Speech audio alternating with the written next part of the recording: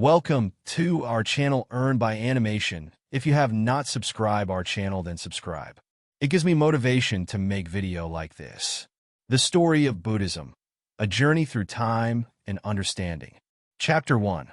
The birth of the seeker. Once upon a time, more than 2,500 years ago, in the lush valleys of ancient India, there was a small kingdom called Kapilavastu. Nestled among its rolling hills and fertile plains, a prince was born. His name was Siddhartha Gautama, and his birth was said to have been marked by wondrous signs. Legends tell that when he was born, he took 7 steps, and lotus flowers bloomed where his tiny feet touched the earth.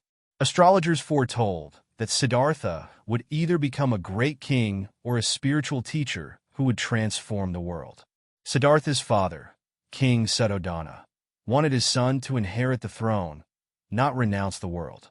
To ensure this, he shielded Siddhartha from all suffering. The prince grew up in unparalleled luxury, surrounded by beauty and joy, with every desire fulfilled. He married a lovely princess named Yasodhara and had a son named Rahula.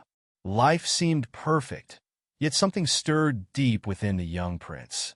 One day, Siddhartha convinced his charioteer, Channa, to take him beyond the palace walls. What he saw forever changed his life. He encountered 4 sights: an old man, a sick person, a dead body, and a serene ascetic. For the first time, Siddhartha realized that all beings were subject to aging, illness, and death. The sight of the ascetic, who had renounced worldly pleasures in search of truth, inspired him profoundly. Thus, at the age of 29, Siddhartha made a momentous decision. One night, while his family slept, he left the palace, his wealth, and his title, seeking the answer to the great question: how can one overcome suffering? Chapter 2. The Search for Enlightenment. Siddhartha's journey led him to study with renowned spiritual teachers of his time. He mastered their techniques in meditation and asceticism, but found them insufficient. Despite rigorous practices, he felt no closer to the liberation he sought. His determination was unshaken, and he decided to seek his own path.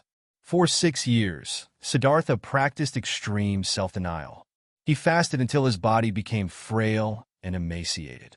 It is said he ate so little that his ribs protruded, and he nearly died. Yet enlightenment eluded him. One day, while sitting by the Naranjana River, Siddhartha overheard a music teacher explaining to his student, "If you tighten the string too much, it will snap. If you make it too loose, it won't play."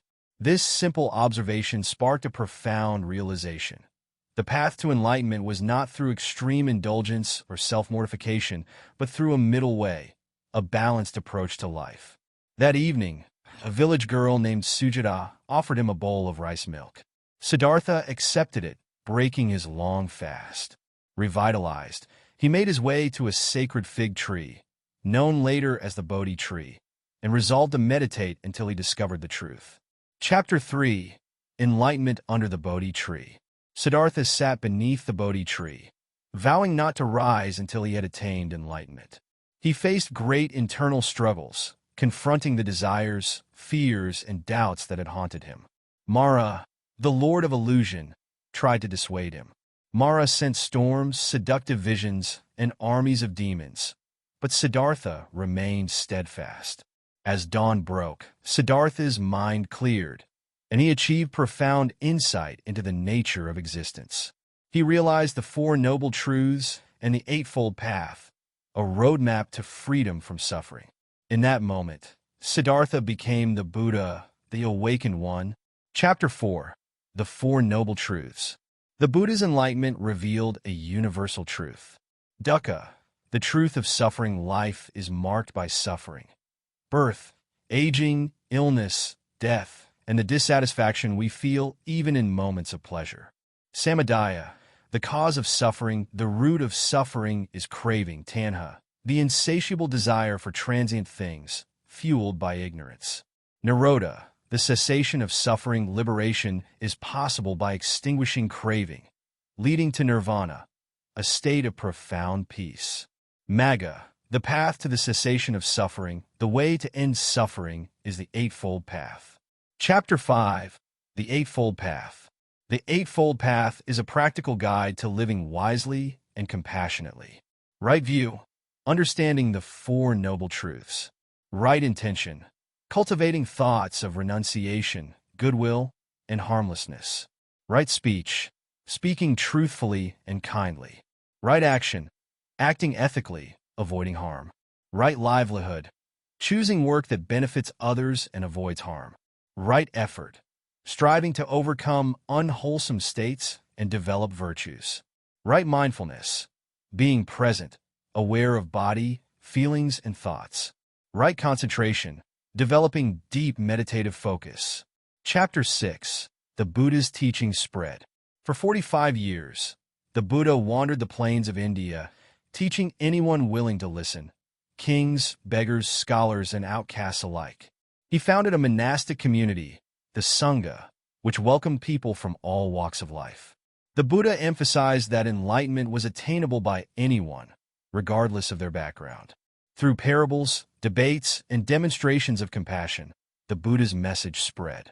He taught about impermanence, non-self, and dependent origination, explaining that everything arises and fades based on causes and conditions. Chapter 7. Buddhism as Philosophy and Religion. Buddhism evolved into diverse traditions. In some cultures, it is practiced as a philosophy, focusing on meditation and ethical living. In others, it developed into a religion with rituals, prayers, and devotional practices. The core principles, however, remain universal: compassion, wisdom, and the pursuit of liberation.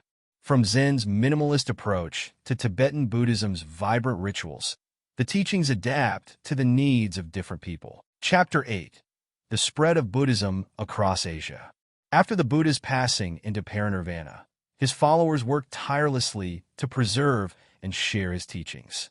The early disciples memorized the Buddha's words, which were later written down in texts called the Tripitaka or Pali Canon, forming the foundation of Buddhist scriptures. 1. The Emperor and the Missionaries. One of the most significant moments in Buddhism's expansion was the support of Emperor Ashoka in the 3rd century BCE.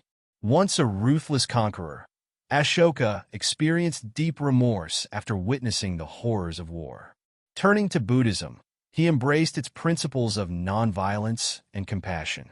Ashoka became a model of ethical governance and sent missionaries across Asia, spreading Buddhism to Sri Lanka, Southeast Asia, and beyond.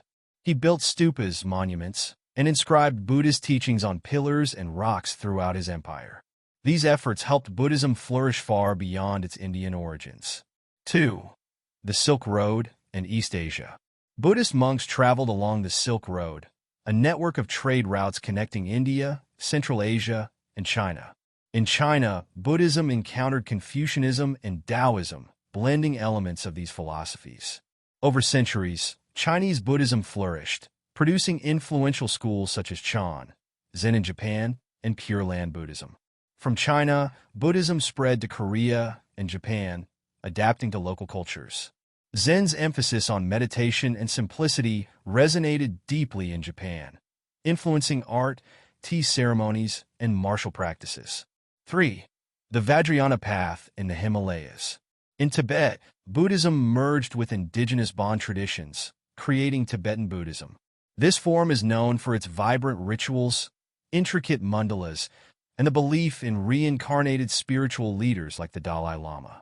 Vajrayana, or the Diamond Vehicle, emphasized esoteric practices and rapid paths to enlightenment. Chapter 9. The Schools of Buddhism. As Buddhism spread, it branched into several major schools, each offering unique interpretations of the Buddha's teachings. 1. Theravada, the Way of the Elders. Theravada is the oldest surviving school and is prevalent in Sri Lanka, Thailand, Myanmar, and Cambodia. It focuses on the earliest teachings of the Buddha, emphasizing personal enlightenment through meditation, ethical conduct, and wisdom. Monastic life plays a central role, with monks and nuns seen as spiritual guides. 2. Mahayana, the Great Vehicle. Mahayana Buddhism arose as a response to the needs of lay practitioners, emphasizing the ideal of the bodhisattva, someone who vows to attain enlightenment not just for themselves but for the benefit of all beings. Mahayana teachings include the Heart Sutra and the Lotus Sutra, which explore profound concepts like emptiness, sunyata, and interdependence. Subschools include Zen, Chan focused on meditation, Zazen, and direct insight. Pure Land, centered on devotion to Amitabha Buddha and rebirth in the pure land of bliss. 3. Vajrayana, the diamond vehicle. A later development of Mahayana, Vajrayana incorporates tantric practices, visualization, and mantra recitation. It is practiced predominantly in Tibet, Bhutan, and Mongolia, combining meditation with elaborate rituals. Chapter 10. Core Teachings and Practices. 1. The 3 Marks of Existence. The Buddha described 3 universal truths about life. Impermanence, anicca, everything is transient and ever-changing. Suffering, dukkha, dissatisfaction arises from clinging to impermanent things. Non-self, anatta, there is no unchanging, independent self. 2. Meditation. Meditation lies at the heart of Buddhist practice, fostering mindfulness, concentration, and insight. Popular techniques include mindfulness meditation, vipassana, observing thoughts and sensations without attachment. Loving-kindness meditation, metta, cultivating compassion for oneself and others. 3. Ethics and compassion. Buddhist ethics revolve around the 5 precepts, which encourage practitioners to abstain from harming living beings, stealing, lying, sexual misconduct, and intoxicants. Chapter 11. Buddhism in the Modern World. Buddhism has found a global audience in the modern era, appealing to people seeking spiritual insight and practical tools for well-being. 1. Mindfulness and secular Buddhism. Mindfulness, derived from Buddhist meditation, has become a cornerstone of modern mental health practices.